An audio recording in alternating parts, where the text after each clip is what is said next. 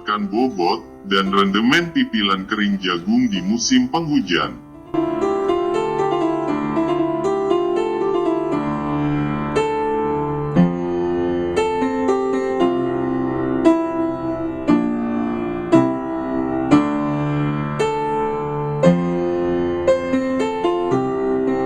Jagung adalah tanaman pangan yang penting dan dibutuhkan, di mana jagung tidak membutuhkan persyaratan tumbuh yang khusus, karena tanaman ini dapat tumbuh di hampir semua jenis tanah. Faktor iklim yang penting untuk pertumbuhan jagung adalah distribusi sinar matahari, curah hujan dan air, temperatur, kelembaban dan angin. Distribusi air yang merata penting untuk jagung, karena jagung memerlukan air untuk tumbuh, terutama saat menjelang berbunga dan pengisian biji. Jagung merupakan tanaman dengan tingkat penggunaan air sedang. Air berpengaruh terhadap pertumbuhan jagung dan mempengaruhi hasil panen jagung. Untuk itu diperlukan teknis khusus dalam budidaya tanaman jagung di musim hujan, di mana kandungan air tanah cenderung tinggi.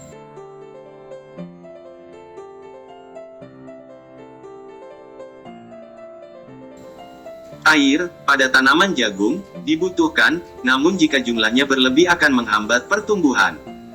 Jumlah air yang berlebih, yang disebabkan oleh genangan air dan tingginya kapasitas air tanah, justru akan menyebabkan pertumbuhan jagung tidak optimal. Dan kendala yang diberikannya pada akar, memiliki pengaruh yang signifikan terhadap pertumbuhan dan perkembangan tanaman. Pada musim hujan, kapasitas air yang berlebih ini dapat mengurangi daya kecambah, pertumbuhan dan perkembangan bibit, di mana akan terjadi perubahan yang cepat pada sifat tanah.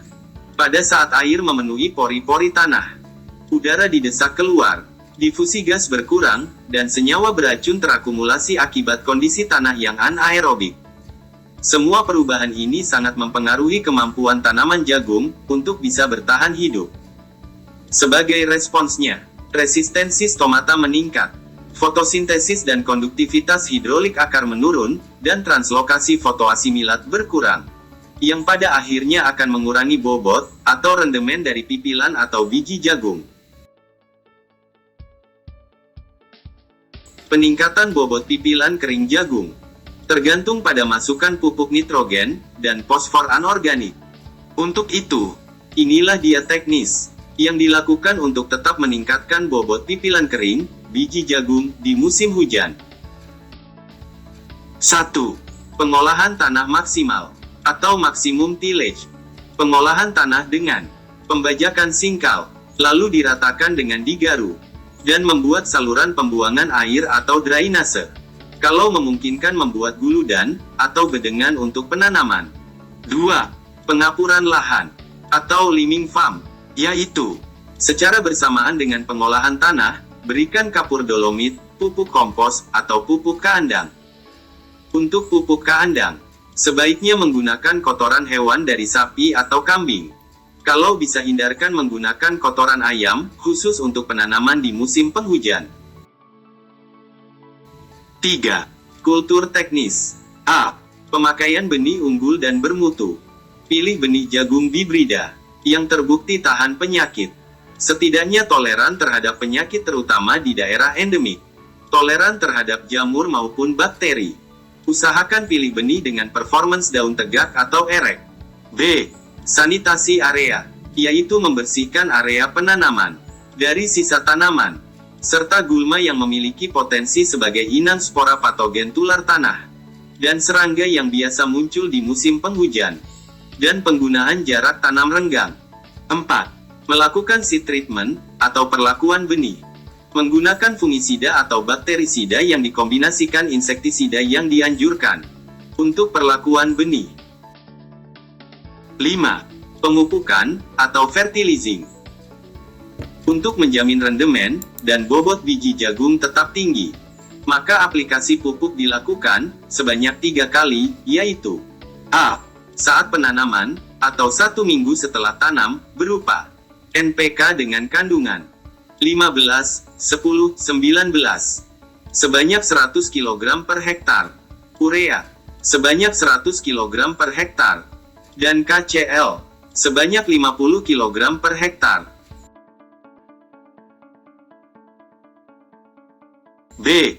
Kedua, saat tanaman berumur 21 hari setelah tanam atau berumur 3 minggu, berupa NPK dengan kandungan 15, 10, 19 sebanyak 100 kg per hektar, urea sebanyak 100 kg per hektar.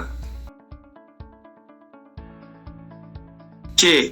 Ketiga, pemupukan susulan kedua, yaitu saat tanaman berumur 42 hari setelah tanam atau berumur 6 minggu, berupa NPK dengan kandungan 15, 10, 19 sebanyak 100 kg per hektar, dan urea sebanyak 100 kg per hektar.